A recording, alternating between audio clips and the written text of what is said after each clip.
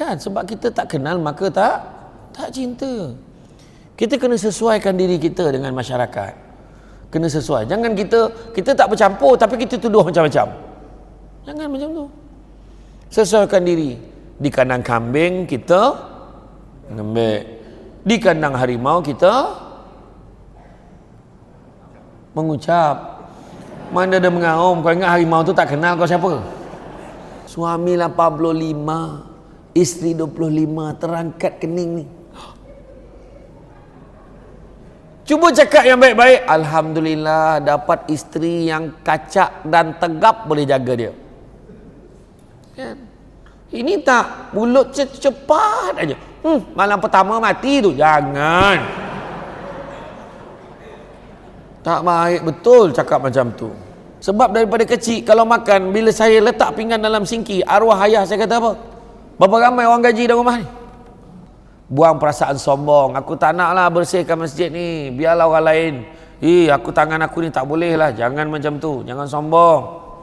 Tu sebabnya setiap kali imam mengumumkan kita akan mengadakan gotong royong perdana bersempena dengan program ceramah Samsul Debat akan berlangsung tidak lama lagi. Jangan risau, orang yang datang gotong royong adalah orang yang sama. Betul kan?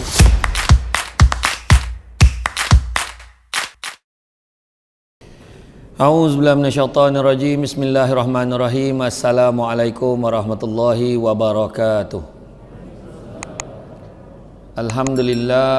Alhamdulillahillazi arsala rasulahu bil huda wa dinil haqqi liyuzhirahu 'ala dini kullihi walau karihal kafirun walau karihal musyrikun walau karihal muslimun. Subhanaka la ilma lana illa ma 'allamtana innaka antal alimul hakim. Rabbi syrah li sadri wa yassir li amri wahlul 'uqdatam min lisani yafqahu qawli. Alhamdulillah, syukur kepada Allah Subhanahu wa taala, segala puji bagi Allah Tuhan sekalian alam. Salat dan salam ke atas junjungan besar Nabi Muhammad sallallahu alaihi wasallam. Terima kasih banyak diucapkan kepada tuan pengerusi acara yang berhormat Datuk Hajah Sharifah Hasidah binti Said Aman Ghazali, Timbalan Menteri di Jabatan Premier Sarawak merangkap Adun N7 Samariang. Berbahagia Encik Ruzaimi Malik, Timbalan Pengarah Dewan Bandaraya Kuching Utara. Berbahagia Tuan Haji Kaunselor Abdul Badri bin Sahmat, Timbalan Ketua PBB Cawangan, bukan ahli majlis lah ni, kaunselor ni ahli majlis kan. Seterusnya yang berusaha Haji Awang Hambali bin Awang Hamdan, pengurusi Masjid Darul Ibadah Kampung Semariang Lama, Kumpulan Kasidah Madrasah Al-Khairat. Terima kasih banyak ketua-ketua kampung, pengurusi masjid, ahli tuan-kuasa, pemimpin-pemimpin tempatan semua peringkat yang berkesempatan hadir, tuan-tuan dan puan-puan rahmati Allah sekalian. Alhamdulillah tuan-tuan dan sekalian, Datuk dapat kita bersama pada hari ini di dalam suasana yang sangat tenang, dan ini adalah detik yang bersejarah bagi saya sebab lepas ni saya balik lah. Ini adalah kuliah terakhir saya sebelum saya kembali ke Semenanjung. Setelah saya berkampung di Kuching daripada hari Isnin sampailah ke hari ini. Ini rekod paling lama saya berada di Sarawak lah. Alhamdulillah. Dan hari ini cerita kita adalah tentang kebersihan. Kita selalu dengan an-nazafatu minal iman. Kenapa kita buat kempen kebersihan ni? Salah satunya sebab kita memang masyarakat kita ada masalah dengan kebersihan. Kalau tak, dia takkan buat kempen kebersihan ni. Dilarang membuang sampah di sini. Dekat bawah tu paling banyak sampah. Kan? Bayangan dalam banyak negara, Malaysia satunya negara yang buat National NATEF, Expo NATEF. Itu tak NATEF tu, National Toilet Expo. Expo tandas kebangsaan. Tak ada negara lain buat, negara kita buat.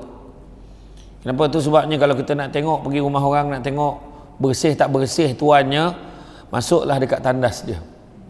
Alhamdulillah, tandas Masjid Semariang Lama tadi saya buang air cemerlang, bersih. Bersih. Dia punya getah paip pun pakai tembak. Tu terbaik. Betul? Ini cerita betul. Sebab kita kena letak standard. Saya dulu merupakan salah seorang daripada pengarah undang-undang PBT. Salah satu kepantangan saya bila restoran submit lesen, bila kita tengok toilet dia pakai getah yang biasa tu, getah paip biasa, maka kita takkan luluskan lesen sebab toilet saja. Dan begitu juga ada restoran-restoran mamak, kadang-kadang ada restoran mamak bukan kat sinilah, di Semenanjung tu, toilet satu elok, satu rosak. Dia ada dua toilet, satu toilet tu rosak. Yang rosak tu dia simpan beras, dia simpan barang semua dalam tu, jadi store dia. Bayang, ni cerita betul. Tu sebabnya kita, dulu saya antara pengarah undang-undang yang garang jugalah dulu kan. Dalam bab kebersihan ni kita tak apa. Dekat terminal bas, kita akan suruh penguatkuasa pakai baju biasa. Letak surat khabar tepi atau letak ni dokumen tepi, standby je. Tengok ada orang esok okok, buang zap, saman datang compound. Kita tunggu dia buang compound. Sebab apa? Isu kebersihan. Sebenarnya Allah Subhanahu Wa Taala ni mengingatkan kita banyak kali. Nabi pun mengingatkan kita tentang kebersihan. Disebutkan an-nazafatu minal iman. Kebersihan itu sebahagian daripada iman. Kenapa agaknya? Sebab kalau bersih, maka bersihlah jiwanya, bersihlah hatinya, mudah-mudahan. Dan kalau kita tengok, agama Islam adalah merupakan agama yang syumul, agama yang lengkap, merangkumi semua aspek kehidupan, termasuklah soal menjaga kebersihan. Menjaga kebersihan adalah satu yang disukai oleh Allah Subhanahu Wa Taala dan Rasulnya, sama ada menjaga kebersihan rohani maupun jasmani. Kedua perkara ini tidak boleh dipisahkan. Itu sebabnya salah satu warna kegemaran Nabi adalah warna putih. Sebab putih ini bersih. Itu yang saya pakai warna putih tu. Langsung nampak kesan laksa Sarawak. Terpercik makan sedap sangat tadi. Kan? Terpercik tu yang ada tanda-tanda. Kan? Boleh lihat. Jadi kalau bersih warna putih, dia senang nak kesan kekotoran untuk dibersihkan. Macam tu. Kan? Dan begitu juga, kan? Menjaga kebersihan adalah satu disukai oleh Allah Subhanahu Wa Taala dan Rasulnya, sama ada menjaga kebersihan rohani maupun kebersihan jasmani. Kan? Dan kalau kita lihat, ia tidak boleh dipisahkan kerana kebersihan melambangkan keteguhan iman seseorang kepada Allah Subhanahu Wa Taala. Seperti mana, kan, Rasulullah SAW pernah bersabda daripada Abu Malik Al-Asy'ari berkata, Rasulullah SAW bersabda, an-nazafatu minal iman. Kebersihan ini sebahagian daripada iman. Itu sebabnya kalau kita tengok, sayang sekali kalau kita boleh melihat negara kita ni sekarang ni berada dalam keadaan ancaman ekonomi. Ancaman ekonomi. Bila kata ancaman ekonomi, salah satu perkara untuk membantu untuk memulih daya ekonomi kita adalah dengan kemasukan pelancong-pelancong asing. Pelancong asing masuk dalam negara kita, selain pada nak menyaksikan kecantikan dan keindahan alam semula jadi, sudah tentunya mereka ingin menikmati kebersihan yang ada dalam negara itu. Tapi sayang sekali kalau kita tak boleh nak jaga kebersihan. Kadang-kadang nak masuk toilet pun berdebar-debar. Nak tolak pintu toilet tu fikir dulu, ya Allah, janganlah ya Allah, janganlah ya Allah, mudah-mudahan bersihlah ya Allah. Sekali tolak terapung-apung, berenang-renang ke tepian. Jangan main-main. Orang yang sakit perut boleh hilang selera nak buang air, betul tak? Iya kan. Aduh, tu kadang-kadang kan ada satu masjid tu, saya kata tadi kan kita tengok pengurusi majlis pun berpantun kan. Kita pun kena letak pantun. Sebab bila letak sila jaga kebersihan tandas ini, dia tak faham. Letak pantun, mungkin dia faham. Wih, ada pantun lain macam. Ada pantun dekat dinding ni, ada kucing, ada tikus, sudah kencing harap jirus. Macam tu. Dia kena letak pantun. Masjid mana? Masjid Pasir Besar di Gemencih Negeri Sembilan, di Gemas Negeri Sembilan, dia dah letak dah macam yang saya nasihatkan tu. Alhamdulillah, toilet bertambah bersih, kena letak pantun. Sebab apa? Kadang-kadang orang Melayu ni, orang Islam ni dia kena sindir sikit baru dia faham. Kata adat banyak kiasan, ditunjuk dia tetapi bukan, bergulung pendek panjang direntangkan, memang takkan faham kalau tidak direnungkan. Macam tu. Kenalah faham. Datang masjid, alhamdulillah, cantik, semua serba-serbi, dengan airconnya, dengan ukirannya, dengan kemudahannya. Cantik. Tetapi secara budi bahasanya, kalau dah kita siapkan tempat solat yang sempurna, tolonglah jaga kebersihannya itu bersama-sama. Di luar negara diletakkan standard kebersihan ni macam mana? Pastikan tandas ini bersih, lebih bersih daripada sebelum anda masuk. Bayangkan, lebih bersih daripada sebelum anda masuk. Maknanya dia kena bersihkan, cuci, lap, mana ada basah-basah. Saya dengan sahabat-sahabat pada sebelum PKP dulu, sempatlah, saya rasa Datuk Sharifah mungkin pernah, Datuk Hajah Sharifah pernah pergi ke Balkan. Dah pernah pergi Datuk? Balkan, pernah pergi Balkan? Belum lagi? Pergi Bosnia, dah pernah pergi? Dah pernah pergi dah? Dah pernah pergi? Dah, tengok, tanya dia. Bersih sangat-sangat. Dia punya tandas boleh tidur. Tapi orang sana komplain bila kita masuk toilet tu. Sebab banjir. Sebab dekat negara mereka kebanyakan jamban tak ada toilet, tak ada kepala paip. Kita pula susah macam mana ni. Penuhlah dekat Singki tu, semua orang pergi ke Singki.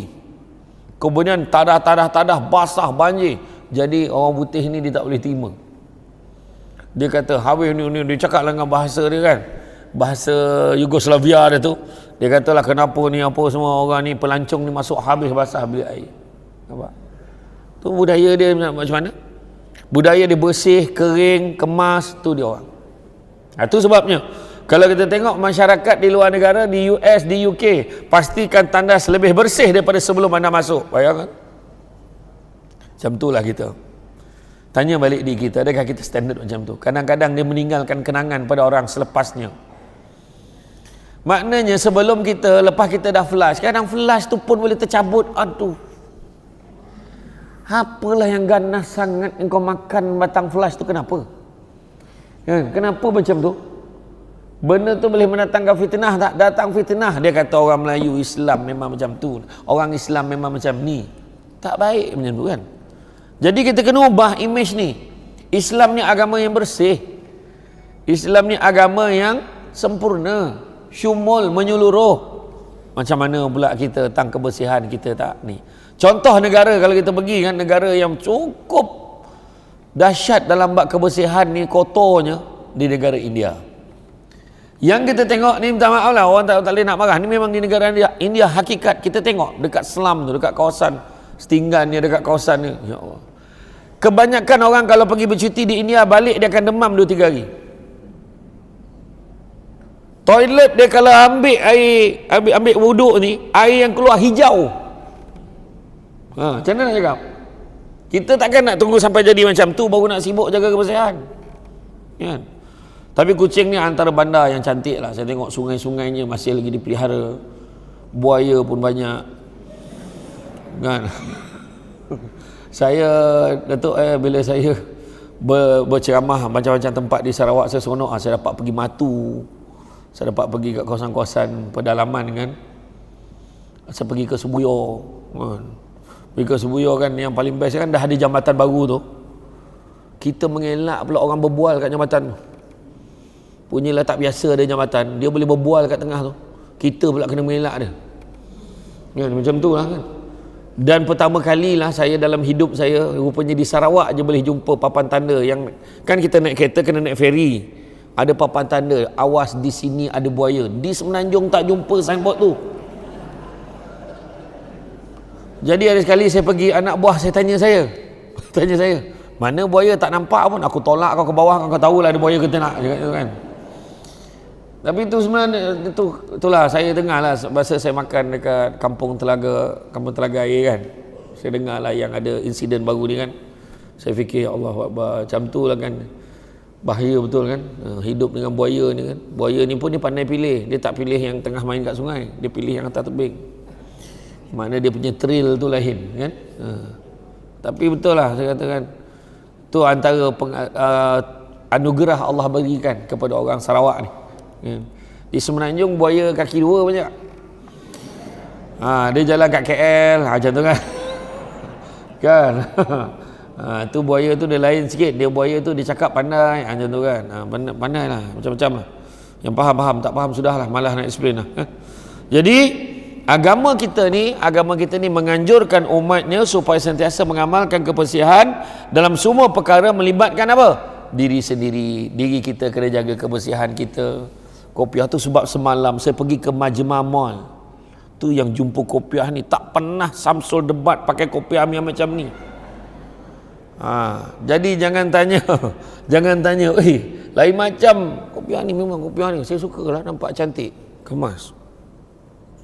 Majma Mall, murah je. Pergi tengok sementara. Jadi ke depan tengok macam Sasurbat tak? Cakap tentu. Jadi kepada tim marhaban tadi, kepada kumpulan Madrasah Al Khairat, boleh cari kopiah yang macam ni. Biar ada sama.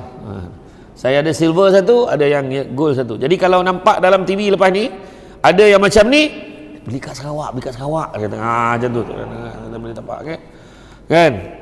Jadi kebersihan, nampak imej dia putih, kemas, kemudian wangi-wangian. Nabi suka wangi-wangian. Itu sunnah Nabi. Wangi-wangian, pakai wangi-wangian yang terbaik.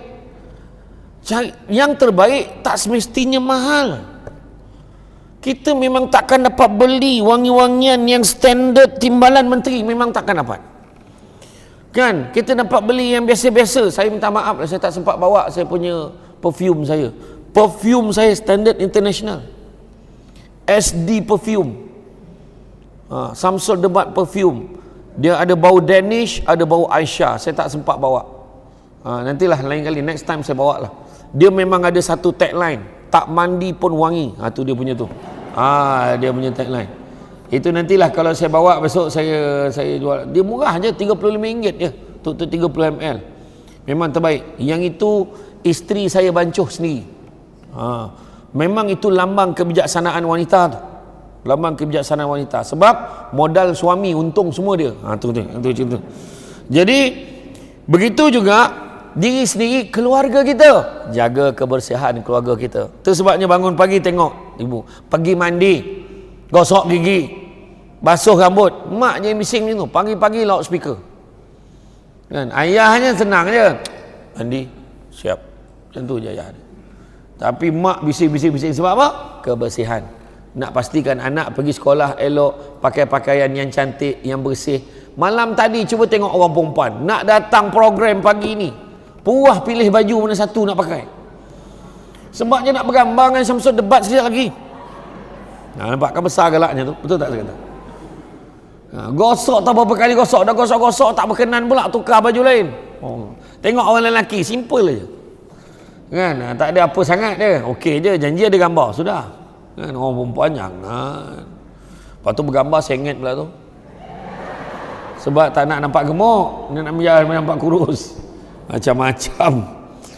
Saya ceramah ni, YB Datuk, saya ceramah dekat satu masjid. Makcik tu daripada dalam telekung tu keluar tangan dia. Saya kata dahsyat betul. Tak pandangan tua ni. Dahsyat betul. Kan? Tapi tak apalah. Saya selesaikanlah hajat ni kan. Pandai ni. Yang seorang makcik tu macam ni. Kan?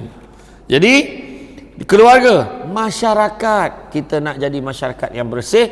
Dan akhirnya akan membawa imej negara kita yang bersih. Kita tak nak orang sebut Malaysia kotor sikit lah. Okey, tapi kotor sikit. Kita tak nak ayat-ayat macam tu. Kita nak orang tahu negara kita bersih. Tengok di Melaka jadi apa? Melaka, sungai yang dulu tercemar, dipulihkan Sungai Moten tu. Dah boleh dah orang naik bot, berjalan bersia-sia, tapi bau dia masih tak selesai lagi. Tu kena fikir macam mana nak selesaikan. Sebab punca daripada pencemaran dulu. Orang sebelum ini, sayang sekali. Kita tengok di Sabah tu ada sungai-sungai yang dipelihara, dia ada upacara tagal. Kan, dalam setahun sekali semua orang boleh tangkap pakai tangan je ikan tu. Punya banyak ikan dan bersihnya. Allah seronoknya. Bayangkan. Kita kadang-kadang menyelam, kita pun tak tahu itu ikan ke, orang ke, buaya. Tak tahu. Bayangkan. Itulah keadaannya. Kena jaga kebersihan. Cintailah sungai kita. Jabatan Pengairan dan Saliran. Itu yang kadang-kadang kita tengok di BKU, dia buat program gotong royong kan. Kita punya wakil pengarah kita kan. Cik Ruzaimi, mana Cik Ruzaimi tu? Cik Ruzaimi kan. Buat gotong royong. Kita sampai bagi insentif kepada peserta-peserta penduduk. Buat gotong royong. Kita bagi lagi bantuan untuk klaim jamuan tu. Tapi sayang sekali, dalam banyak gotong royong yang berlaku adalah royong gotong.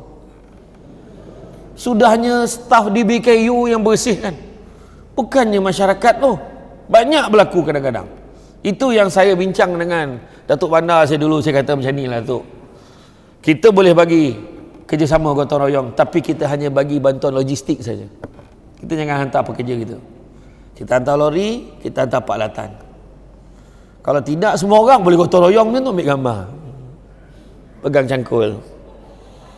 Sap satu kali, pap ambil gambar. Lepas tu, alhamdulillah, selesai sudah gotong royong hari ini. Semua orang boleh buat macam tu. Kan? Kalau gotong royong, tengok orang dulu-dulu gotong royong macam mana?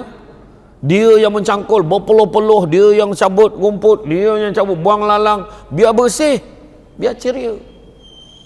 Bila ceria bersih, kita pun rasa gembira, hati pun rasa tenang. Balik rumah tengok rumah lapang, tenang. Balik rumah tengok clear aja. Tengok tak ada yang berterabur, sofanya kemas, bersih, nampak shillingnya pun bersih. Ini bertebah sawang, labah-labah, kala jengking, ulas sawa, semua ada. Kan? Kita tak naklah rumah kita macam tu, kan? Agama kita juga mengambil berat tentang penjagaan kebersihan rohani. Dalam diri kita pun kena bersih.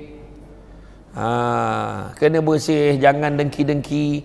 Ada aja tak puas hati dengan orang, kena buang. Buang dalam hati perasaan tak puas hati. Aku menyampah betul dengan orang kanan YB Datuk ni. Contohlah. Aku nak jumpa YB Datuk, YB Datuk okey, orang kiri kanan nyampah aku. Macam-macam prosedur, tu tak boleh, ni tak boleh, ni tak boleh. Jumpa Datuk, okey je, tak ada masalah. Macam mana tu? Contohlah. Kadang-kadang kita dengar cakap orang aja, cuba jumpa sendiri pegawai kanan dia. Okey ke tak okey? Berbual. Terus terang cakap, dia okey lah. Kan? Sebab kita tak kenal, maka tak cinta. Kita kena sesuaikan diri kita dengan masyarakat. Kena sesuai. Jangan kita tak bercampur, tapi kita tuduh macam-macam. Jangan macam tu. Sesuaikan diri. Di kandang kambing kita ngembek, di kandang harimau kita mengucap. Mana ada mengaum? Kau ingat harimau tu tak kenal kau siapa? Confident ni mengaum. Kau kena makan kau dengan harimau tu, jangan main-main. Nampak je harimau tu, asyhadu alla ilaha illallah, aku diberi nama Mat Kilau. Macam tu lah kan, manalah tahu elok pula jadi harimau tu, kan? Dan kebersihan hati ini lebih lagi penting, sebab daripada hati yang bersih, mudah-mudahan bersihlah segala-galanya. Mulut kita bersih, mata kita pun nak tengok yang bersih-bersih. Ini kadang-kadang orang perempuan selalu menyebut, kami ni mulut aja jahat, hati baik. Tak ada mana tu. Kalau hati baik, mulut pun kena baik. Cakap yang baik-baik pada suami. Cakap yang baik-baik. Abang baru balik ke? Takkanlah baru nak pergi. Kena. Abang nak makan apa? Cakap aja. Abang teragaklah nak makan rendang landak. La ilaha illallah, susah betul lauknya. Contohlah, kan? Cakap yang baik-baik, lembut aja. Barulah bahagia rumah tangga. Ini suami balik lambat ya? Lambat balik. Daripada mana? Suami cakap, abang tadi mengaji dengan imam. Mengaji ke kedai kopi? Mulut engkau ni, cubalah sangka baik. Abang mengaji tadi. Esok tu, lepas maghrib dia tak ikut mengaji dah, balik rumah terus. Dia balik, awal balik hari ni tak semayang ke? La ilaha illallah, tak semayang pula sebutnya. Susah betul. Balik awal salah, balik lambat salah. Orang lelaki kalau naik motosikal sampai rumah isteri tegur, awal balik hari ni, keluar balik. Pergi mana tu? Dah kata awal lagi, keluar lah. Macam tu. Jadi kadang, tapi sebenarnya orang perempuan ni biar dia bercakap. Dia bercakap okey. Kalau dia senyap lagi, kita susah hati. Orang perempuan memang jumlah perkataan dia bercakap sehari memang banyak. Menurut pakar memori Asia, seorang perempuan bercakap lebih kurang 28 ke 30 ribu perkataan sehari. Itu tidak termasuk yang bekerja di jabatan premier. Ya. Kalau timbalan menteri, perkataan dia lagi banyak. Nasib baik tak bagi dia berucap tadi. Kan contohlah kan. Tapi sebenarnya memang orang perempuan jumlah perkataan 28 hingga 30 ribu patah perkataan sehari. Tapi orang lelaki berapa jumlah perkataan? 8,000 patah perkataan sehari. Itu yang kadang-kadang dia sampai rumah dia tak banyak cakap dah. Jumpa kawan-kawan makan main, lama tak ada. Oh, okay, makan. Pergilah. Ni berbual sampai ke rumah. Baru balik bang. Makan bang. Kuota dah habis. Tak boleh nak cakap dah. Cakap lah betul-betul. Tak boleh cakap dah. Contohlah. Jadi agama kita ni sangat mengambil berat. Kan, buanglah perasaan-perasaan yang tak baik. Antaranya tamak, buang. Itu nak bersihkan hati. Buang perasaan tamak, buang perasaan sombong. Aku tak nak lah bersihkan masjid ni, biarlah orang lain. Aku tangan aku ni tak boleh lah. Jangan macam tu, jangan sombong. Tu sebabnya setiap kali imam mengumumkan kita akan mengadakan gotong royong perdana bersempena dengan program ceramah Samsul Debat akan berlangsung tidak lama lagi. Jangan risau, orang yang datang gotong royong adalah orang yang sama. Betul kan? Orang yang sama. Kita sedangkan itulah peluang kita buat bakti sebenarnya, buat pahala. Benda baik diizinkan oleh Allah, niat kerana Allah dapat pahala ibadah. Contoh, saya dengan Encik Ruzaimi ni dengan imam, kami bertiga tubuhkan satu NGO untuk bantu ibu-ibu tunggal seluruh Semariang ni. Kami fokus bantu ibu tunggal ni. Anak yatim pun tak tolong, memang ibu tunggal aja. Kami namakan persatuan kami PLP, Pertubuhan Lelaki Prihatin. Pengusinya Encik Ruzaimi lah. Saya sebagai penasihat saja.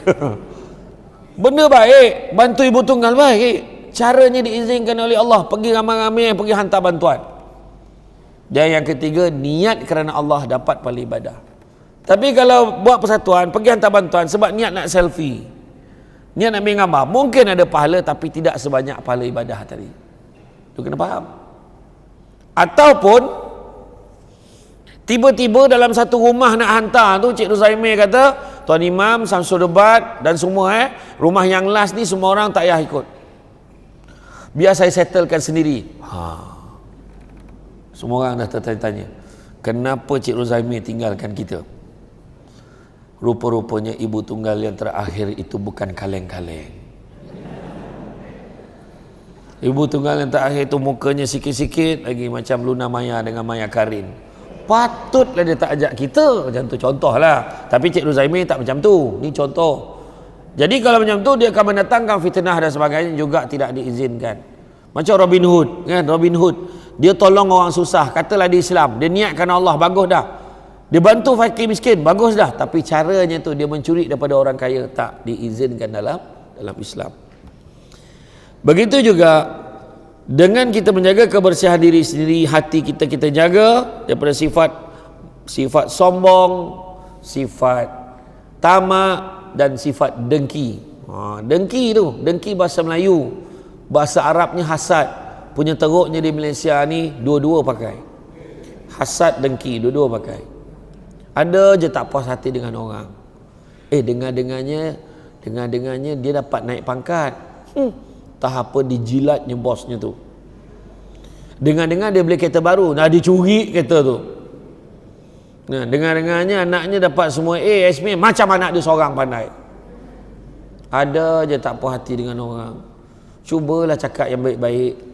Dengannya dia naik pangkat, alhamdulillah, apa-apa hal besok boleh minta tolong dengan dia. Dengar-dengar dia beli kereta baru, boleh kita tumpang kereta dia, tak payah beli minyak, bawa buat tidur je, duduk dalam kereta dia diam. Dengannya anaknya semua dapat semua alhamdulillah, ada juga anak-anak pandai dekat kawasan kita. Macam itulah. Ni ada je tak puas hati dengan orang.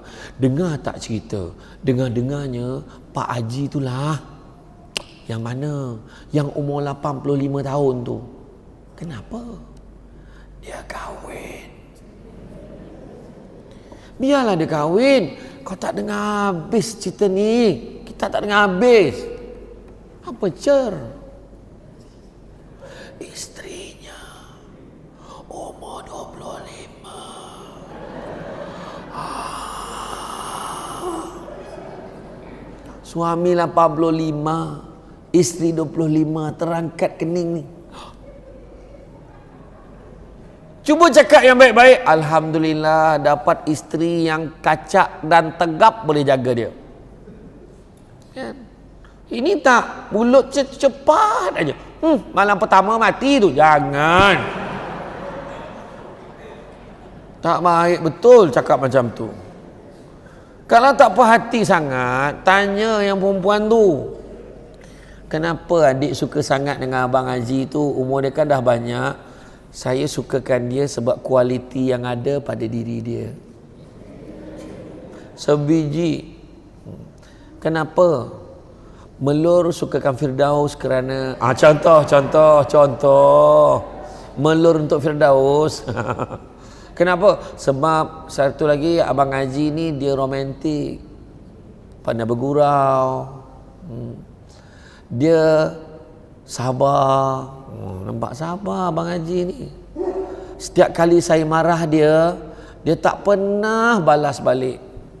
Dah dia pekak, tak terdengar nak balas apa. Contoh, tapi bukan orang sini, orang tempat lain. Orang Semariang 85 steady lagi, ni tempat lain. Sini okey. Ya. Jadi jangan kita dengki-dengki orang. Lepas tu jangan kedekut. Tengok sifat-sifat yang tak baik, sifat marah, jangan cepat marah, sabar. Terutamanya YB, Timbalan Menteri, sabar. Biasalah tu depan orang semua salam, mana YB Datuk sihat ke? Peluk salam, cium tangan berjilat, ya Allah. Tapi belakang tak puas hati, aku tak puas hati. Saya puas hati dengan YB ni. Contoh lah kan. Contoh kan. Sabar je YB, besar pahala YB. Kan? Tu belum cerita DBKU kena lagi. Sabar, banyak-banyak sabar. Jangan cepat marah. Kemudian buang perasaan apa? Buang perasaan dengki, kedekut. Allahu Akbar. Lalu tabung masjid. Gek. Sampai dah. Jangan kedekut. Tak boleh masuk RM10, masuk RM50. Tak boleh masuk RM50, masuk RM100. Ya. Ubah cara. Ini tak mempertahankan keseringgitannya. Awal bulan RM1, hujung bulan RM1. Dapat bonus RM1. Dapat air citra RM1. Dapat air sinar RM1. Allahu Akbar. Cubalah kita sedekah lebih sikit. Pula berubah kehidupan kita. Betul. Nak ubah hidup, banyakkan sedekah. Belum pernah lagi sedekah memiskinkan orang. Percaya cakap saya. Saya sendiri pun dah rasa bila bagi tu lagi banyak Allah bagi kat kita. Jangan kerekut. Kemudian buang perasaan, banyak cakap, banyak makan. Terlalu banyak makan kadang-kadang. Terlalu sukakan kemegahan, kasihkan dunia, ujub, takbur, riak dan sebagainya. Semua itu tidak dapat dihindarkan jika kita tidak berusaha untuk membersihkan hati kita. Bersihkan hati kita dengan cara apa? Dengan beribadah banyak-banyak. Dan bila sebut pasal kebersihan zahir dan batin, sesungguhnya Allah mengasihi orang yang banyak bertaubat dan mengasihi orang yang sentiasa mensucikan diri. Jadi makna kata Allah suka orang yang bertaubat dan Allah suka orang yang sentiasa mensucikan diri. Maka menjaga kebersihan hendaklah dijadikan sebagai budaya dalam hidup kita, sama ada kebersihan diri sendiri, tempat tinggal, masjid-masjid, tempat-tempat awam, tempat-tempat makan seperti restoran, kedai makan dan sebagainya. Tolong jangan support kedai-kedai yang tak bersih. Bila kita makan kat kedai yang tak bersih, kadang-kadang orang ambil gengan tentang kebersihan, datanglah penyakit-penyakit dan sebagainya. Yang mudaratnya nanti siapa? Diri kita. Dan bila kedai yang tidak bersih kita adukan kepada Dewan Bandaraya, maka tindakan akan diambil. Termasuklah penutupan premis dan sebagainya. Tutup premis bukan nak ganggu orang berniaga, tapi nak bagi pengajaran pentingnya jaga kebersihan. Tolong jaga kebersihan.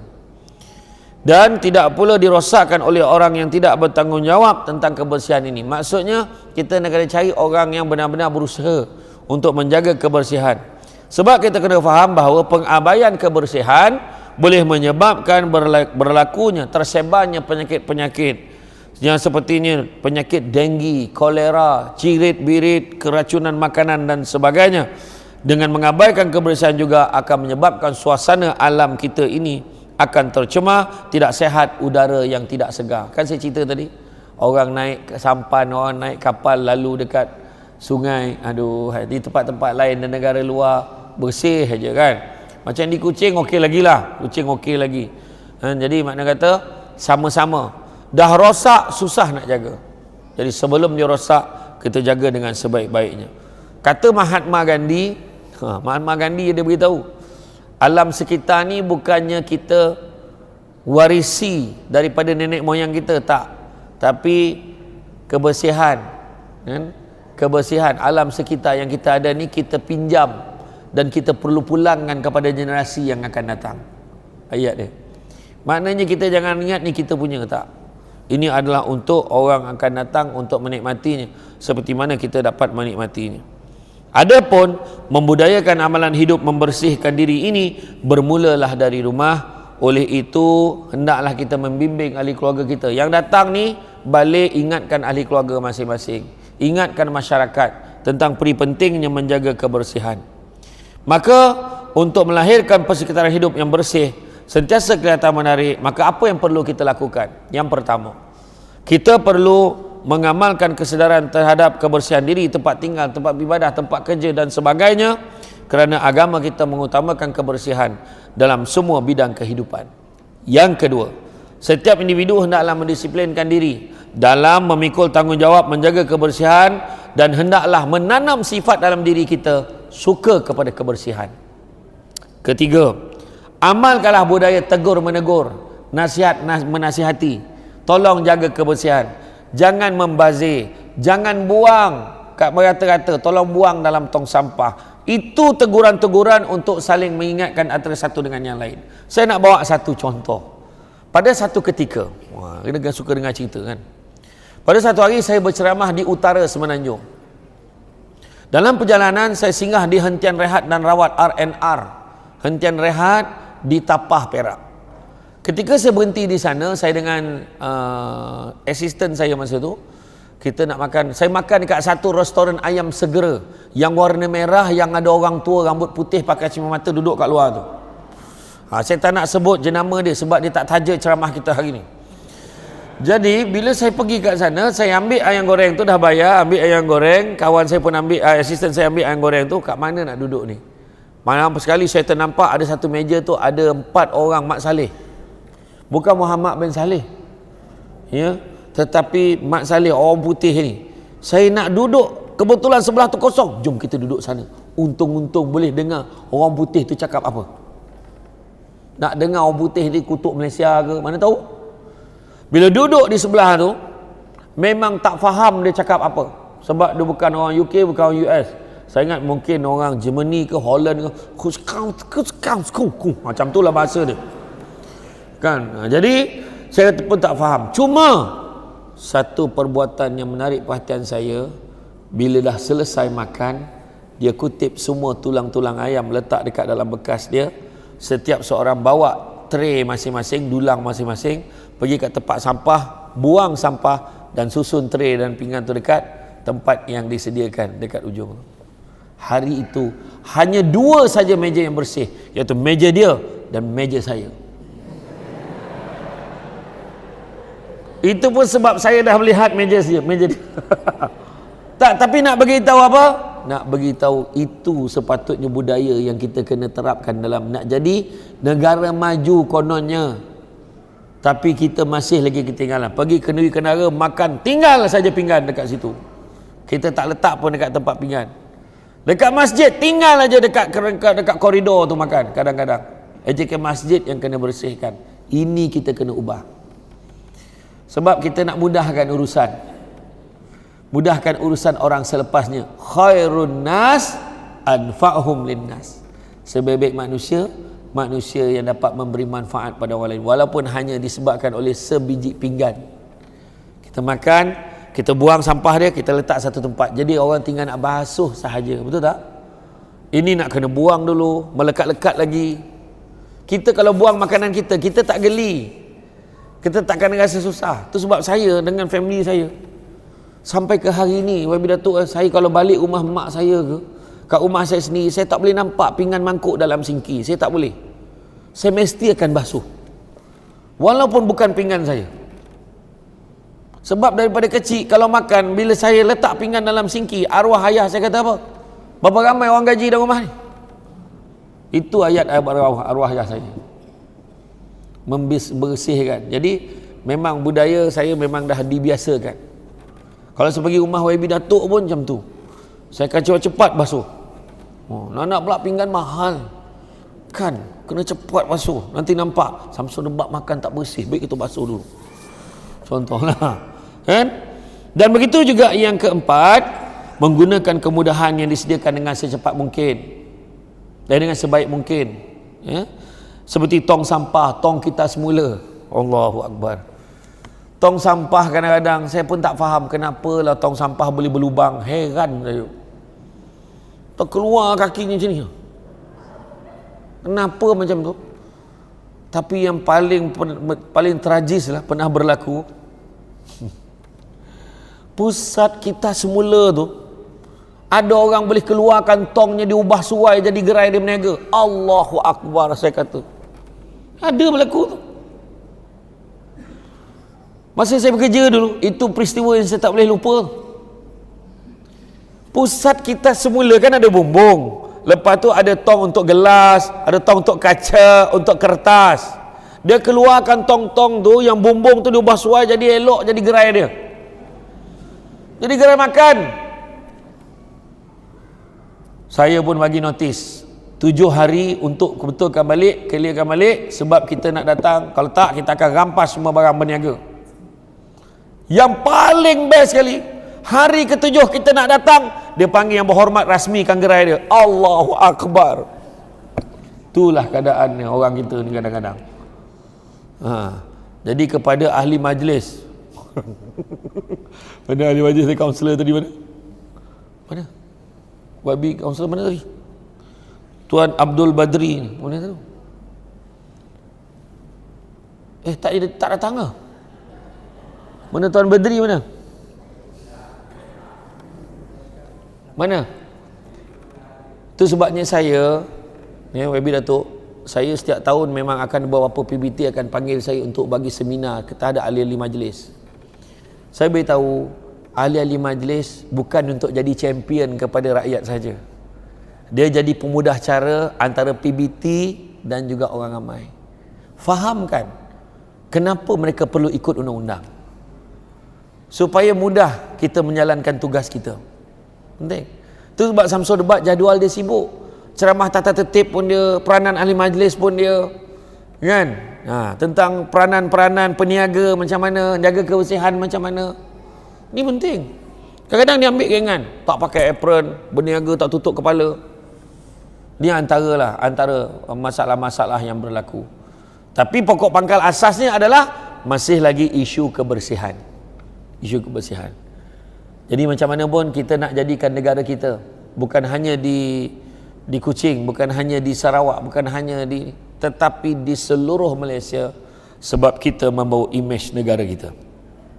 Bila negara kita bersih, sudah tentu pelancong-pelancong dan pelabur-pelabur asing suka datang ke negara kita.